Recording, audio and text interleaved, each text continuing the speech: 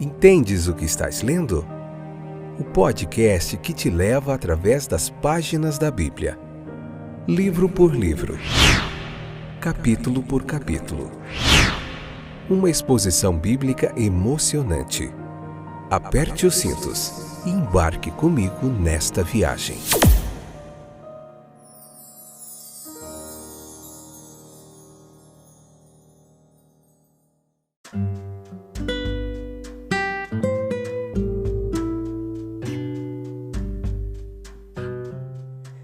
Olá, meu amigo, minha amiga, companheiros de viagem através das páginas da Bíblia. Eu sou o Fábio e esse é mais um episódio do nosso podcast Entendes o que estás lendo? Hoje Gênesis capítulo 40, episódio de número 60 do nosso podcast. Vamos lá então, aprender mais um pouquinho da vida de José. Vem comigo, fica aí até o finalzinho, não sai daí. Tem muita lição legal para a gente aprender com a vida de José. José era um homem inspirado e que nos inspira muito em muitas áreas de nossas vidas. Eu particularmente tive a minha vida muito influenciada por José. Eu olho para a Bíblia e vejo ele como um dos melhores exemplos do que é ser cristão, como resistir à tentação, como ter caráter, respeito pelo próximo, e como vencer na vida com perseverança, talento, paciência e confiança em Deus. Onde José chegava, ele se destacava. Ele virava líder. Até na estreita esfera da prisão, tudo foi entregue nas suas mãos. Ali naquela esfera estreita da prisão, ele foi preparado para ali ele foi capacitado para um lugar mais amplo. Aquele que não aprende a ser fiel no pouco, não aprenderá jamais a ser fiel no muito. O seu discernimento espiritual e o seu talento para interpretar sonhos agora seria revelada. As interpretações não pertencem a Deus? Os sonhos são parte do homem. Cada homem daqueles na prisão sonharam com coisas relacionadas à sua vida. O mordomo, com o vinho que vinha dos cachos de uva, pressionados na taça do faraó e entregue em sua mão. O padeiro com cestas brancas, assados, sendo arrancados dele enquanto estava em sua cabeça pelas aves de rapina. Até certo ponto a interpretação era natural, mas como imediatamente comunicada a José, foi inspirada. A esfera da inspiração está ligada com a esfera da inteligência e da sabedoria natural, mas vai muito além dela. O pedido de José para que sua capacidade espiritual e talentos fossem reconhecidos e recompensados não foi atendido pelo homem grato. Como um ato de obediência ao Espírito de Deus, foi confiado àquele que vem secreto e recompensa abertamente. José ainda está sendo provado pela palavra de Deus.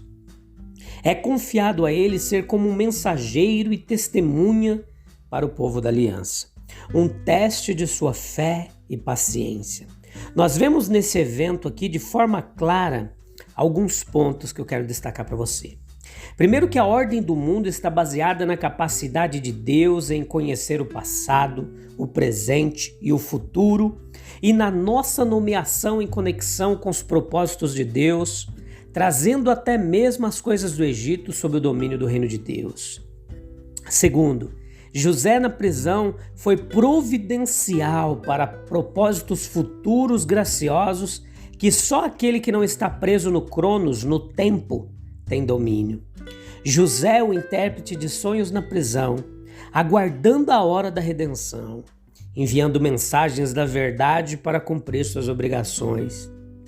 Terceiro, ligações invisíveis entre os governantes deste mundo e os representantes do reino de Deus a serem reveladas no tempo devido. Quarto, a disciplina de Deus na vida do povo de Deus é frutífera em obter resultados abençoados tanto para eles como para todos. José ele era um intérprete da mensagem de Deus.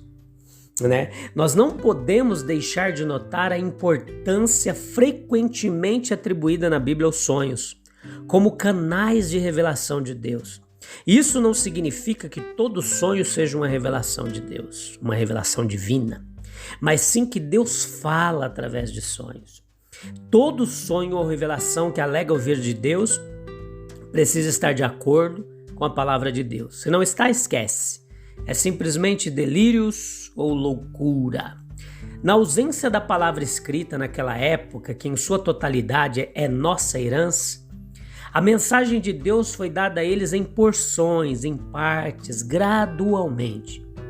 Aplicando essa ideia às circunstâncias do texto, conseguimos fazer uma exegese coerente e interpretamos o texto de forma clara.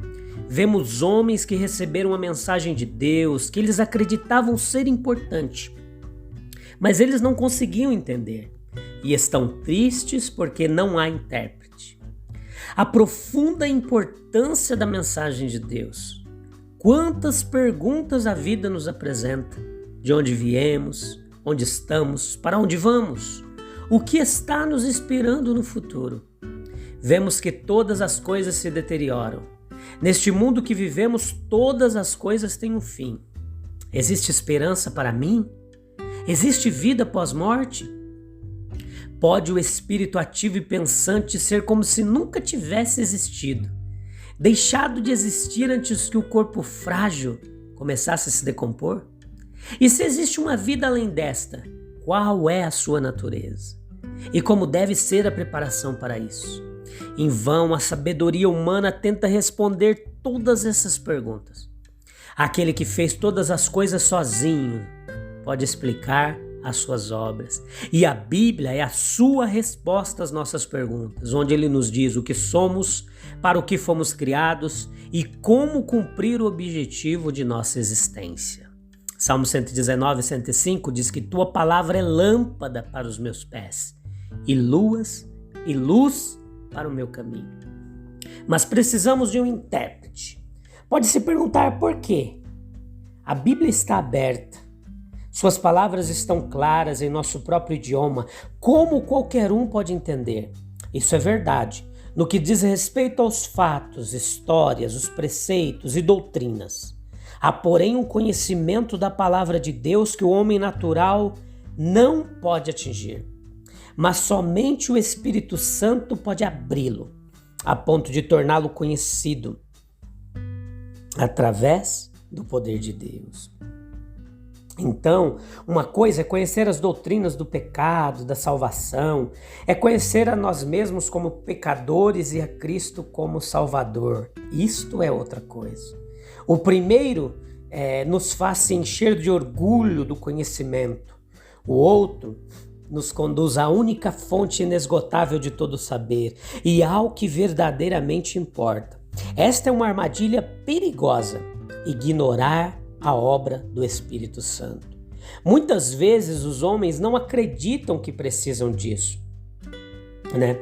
E assim a Bíblia é considerada enfadonha, seu ensino pode ser desviado da vida diária. Como nós podemos obter ajuda para interpretar as Escrituras? Pense em nosso Senhor Jesus, observando os seus discípulos no barco, pronto para ajudar, disposto a dizer aonde era melhor jogar a rede, né? Para obter uma boa pescaria. Se o discípulo dissesse, eu já sei pescar, fiz faculdade, sou PhD em pescaria, não preciso de sua ajuda, ele deixaria de aprender novas e preciosas lições. Você achou assim? A luz do amor de Deus entrou em seu coração? É a obra especial do Espírito Santo que nos guia em toda a verdade. No entanto, veja que o mordomo, chefe, não se lembrou de José, mas o esqueceu. Eu me lembro de minhas falhas neste dia. Homens bons às vezes tiveram que suportar prisões dolorosas. Pense em John Bunyan, o escritor de O Peregrino, que passou anos na prisão. Escreveu O Peregrino, um dos livros, o segundo livro mais lido no mundo depois da Bíblia. E Richard Baxter, tremendo atrás das grades de uma cela estreita, onde a luz e o ar eram quase excluídos e onde a doença e a morte dominavam. Quanta claridade, no entanto. Às vezes se quebrava, se fazia ver por trás das grades da prisão. Poderíamos não ter tido o progresso do peregrino, A menos que Bunyan tivesse sido encarcerado, nem poderia a paciência e bondade da disposição de José ter brilhado tão brilhantemente, exceto por sua vida na prisão. Ele vê o mordomo um dia com um semblante triste e descobre o motivo. Suas palavras são verificadas, o mordomo-chefe foi sem dúvida entusiasmado em seus agradecimentos e promessas, mas vemos que ele não as cumpriu. Talvez o esquecimento fosse conveniente. Ele não desejava, após sua restauração, lembrar seu monarca, mesmo fazendo um pedido, de que ele havia estado anteriormente em desfavor, né? Ele possivelmente nunca teve a intenção de fazer qualquer esforço, a menos que fosse um ganho para si mesmo. Ele é um homem muito diferente na prisão e fora dela. É assim que os homens vivem. Por exemplo, Cristo veio como José para compartilhar nosso estado de cativeiro. Pense no amor que ele demonstrou ao suportar tanto sofrimento por nós, né?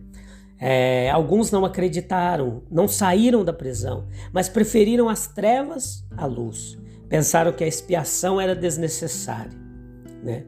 Mas uma vez, quando nós somos trazidos à luz de Cristo, como um mendigo que não se preocupa com seus remendos e trapos na pensão comum, mas deixa ser levado a uma sala de pessoas decentemente vestidas, ele então sentirá a diferença e estremecerá com a sua aparência degradada.